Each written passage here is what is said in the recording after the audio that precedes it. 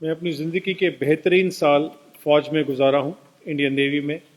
कारगिल जंग के समय में तब मैं प्रेसिडेंट था पीरामल्स का और कारगिल गया था, क्योंकि देश की भक्ति से बड़ी भक्ति शायद कोई नहीं होती। मैं जब इसके ऊपर मैं रिसर्च करने में जुड़ा था और हलाल नियंत्रण मंच से जुड़ा था, तो हमने इसके ऊपर में बहुत सारी रिसर्च की थी। मैं वो आपके साथ में साझा करना चाहता हूँ। एक पैरेलल इकोनॉमी रेज की है कांग्रेस ने उनके समय से। मणिशंकर अय्यर ने तब ये इसके ऊपर में शुरुआत किया था, जिससे कि पूरे मुस्लिम समुदाय को एक टैक्स के तौर पर, एक जजिया के तौर पर, हिंदू मुसलमान, Hindu Sikhs, schedule caste, schedule tribe, Valmiki समुदाय एक टैक्स दे। और आज हम वो टैक्स दे रहे हैं। आज हम मीट के नाम पर टैक्स दे रहे हैं, और एक जो हवस होती है पैसे कमाने की, उसके नाम पर बाबा रामदेव, श्री श्री रविशंकर, हल्दीराम, बीकानेर, ऐसे हजारों कंपनीज और प्रोमिनेंट लोग हैं जो कि भाषण तो देते हैं हिंदुत्व का और टैक्स देते हैं हलाल टैक्स बोर्ड को। तो इससे ज्यादा शर्म की बात हमारे लिए नहीं होनी चाहिए कि एक भुजिया कैसे हलाल टैक्स हलाल पर हो गई, आटा और दाल चावल कैसे, पापड़ कैसे हलाल टैक्स के सर्टिफिकेट के दायरे में आ गए। 20,500 रुपये प्रति प्रोडक्ट प्रति साल ये कंपनीज देती हैं, और लगभग अप टू 50,000 रुपीज तक ये टैक्सेशन जाती है। ये उन बोर्ड्स को जाती है जो कि इस कमाई को टेरर के साथ में सपोर्ट करते हुए पाए गए हैं, उनके चार्टर में है। तो सरकार इस बात पर कैसे नियंत्रण नहीं काबू कर पा रही? मैं ये जानना चाहूंगा सेंट्रल गवर्नमेंट से। हम ये प्रश्न पूछना चाहते हैं उनसे कि क्यों कोई भी 5 स्टार होटल, कोई भी 5 स्टार होटल इस देश में सिवाय हलाल के सर्व कुछ नहीं करता है, लेकिन बताते कहीं नहीं है। कोई भी रेस्टोरेंट, कोई भी ढाबा सिर्फ हलाल मीट सर्व करता है। कोई भी एयरलाइंस, कोई भी ट्रेन सर्विसेज, आर्म्ड फोर्सेस सिर्फ हलाल सर्व कर रही हैं। सो 2% रेडिकल मुस्लिम्स कांग्रेस के बैकिंग से, मैं आप पूरी अथॉरिटी के साथ में, आपको पर्सनल अथॉरिटी के साथ में कह रहा हूं कि कांग्रेस की बैकिंग से, क्योंकि अपेडा का सरकारी कानून बिना कांग्रेस की सपोर्ट के पुश के आ ही नहीं सकता था। तो ये हम पर थोपा गया है ऑन द स्लाई, बिना बताए। वो जो खाएं वो उनकी मर्जी है, लेकिन एक सिख को, एक हिंदू को, जो कि जिसके मजहब के खिलाफ में है, जिसके धर्म के खिलाफ में है, रहत मर्यादा के खिलाफ में है, आप पंजाब में उसको और बाकी के देशों में कहीं पर भी हलाल खिला रहे हैं बिना उसको बताए। केरला सरकार में अभी एक विरोध हुआ था क्रिसमस से पहले, क्रिश्चियंस ने किया था।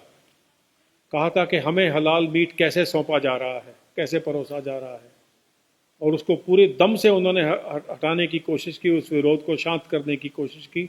वो पब्लिक डोमेन में आया है, आप पढ़ सकते हैं। ये आज एक इंटरनेशनल इशू बन चुका है।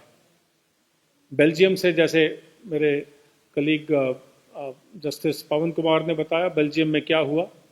ऑस्ट्रेलिया में बैन हो चुका है, यूरोप में बैन हो गया है। स्टन करना एनिमल को कंपलसरी है, क्योंकि आप एनिमल को तड़पता छोड़कर उसको नहीं मार सकते।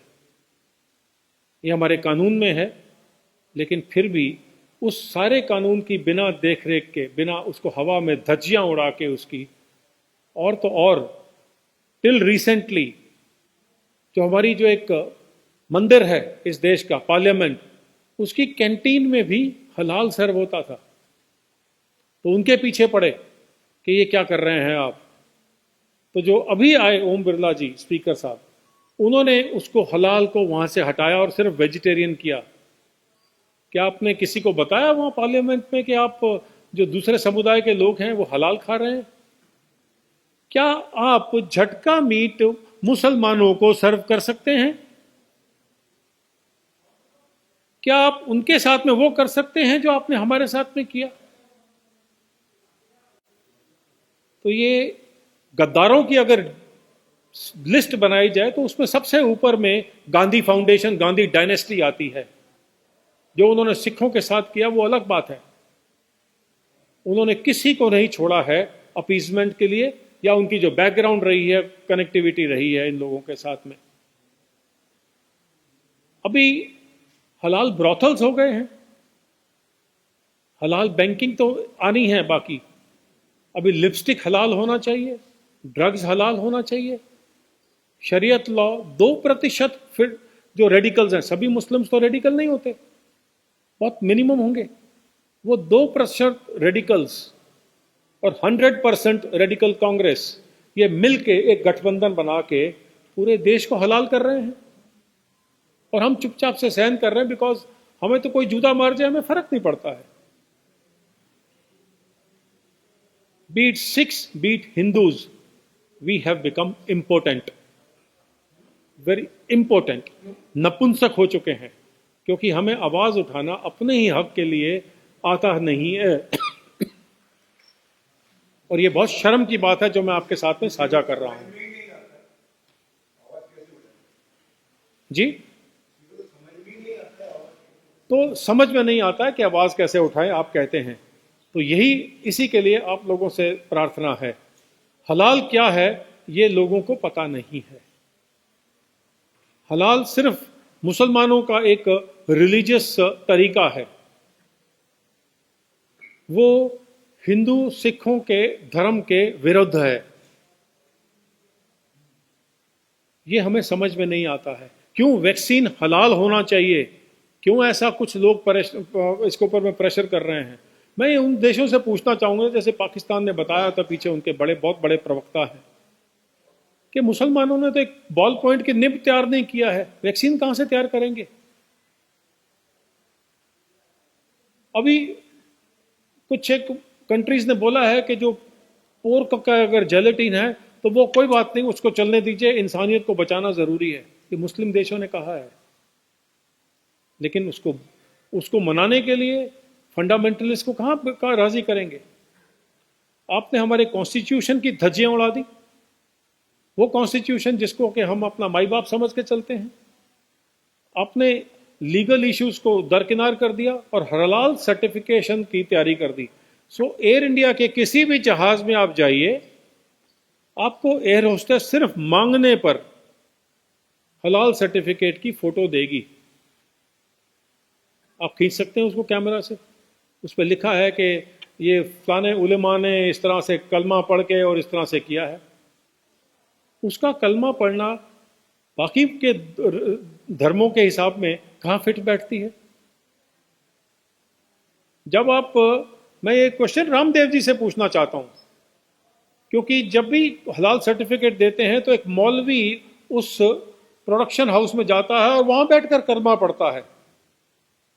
तो रामदेव जी, पैसा तो आपने अपने लिए तो कुछ नहीं कमाना है, आप तो गेरुए वस्त्र पहन के चलते हैं, कुछ खाते पीते नहीं है, लेकिन कॉन्शियस आत्मा बेच डाली है। ये दुख के साथ कहना पड़ता है। अभी मेकअप का सामान आने शुरू हो गया है, अब उसके ऊपर में डिमांड करते हैं। केरला में मुस्लिम समुदाय ने कहा है कि बिल्डिंग जब बनेगी उसको तभी माना जाएगा जब वो हलाल की बिल्डिंग हो। सीमेंट कब से हलाल हो गया और हराम हो गया? और हलाल आपके लिए जायज है, हलाल बाकी देश के लिए हराम है। और ये मैं सरकार से पूछना चाहता हूं कि हम सारे चुप क्यों हैं, जबकि इसका बिजनेस आज की तारीख में 110,000 करोड़ हो गया है। लगभग 1.5 से 2 करोड़ लोग रोजगार से हटा दिए गए हैं, सिर्फ मुस्लिम समुदाय को बीच में लाया गया है। यह है एक कांग्रेस सरकार की देन पिछले 50-60 सालों में। चलिए, वो तो चले गए, उम्मीद करते हैं कि कांग्रेस मुक्त भारत जल्दी दिखेगा, लेकिन तब दिखेगा जब हम इस हलाल पैरेलल इकोनॉमी को रोक सकते हैं। नहीं तो कसाब को बिरयानी खिलाई इतने साल में, और जितने टेररिस्ट पकड़े जाते हैं उनके लिए सबसे बेहतरीन लॉयर ये जमायत उलमा और जमायत महाराष्ट्र और हलाल टैक्स बोर्ड देते रहेंगे? वो पैसा कौन दे रहा है? आप और मैं।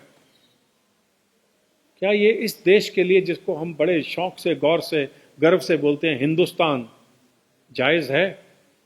ये प्रश्न आपको उठाना है। मेरे पास और कहने के लिए इसके बारे में और कुछ नहीं है, सिवाय इसके कि हम दोनों, पवन जी और हम, आपके सवालों के कुछ जवाब देना चाहेंगे। आपसे रिक्वेस्ट है कि इसको, अवेयरनेस को क्रिएट करिए, क्योंकि बिना हमें बताए कोई हमें हलाल सर्व करे, ये तो कानून के खिलाफ है। और कानून सिर्फ उतनी ही नींद सोया है जितनी कि हमारी सरकारें। शुक्रिया। आज की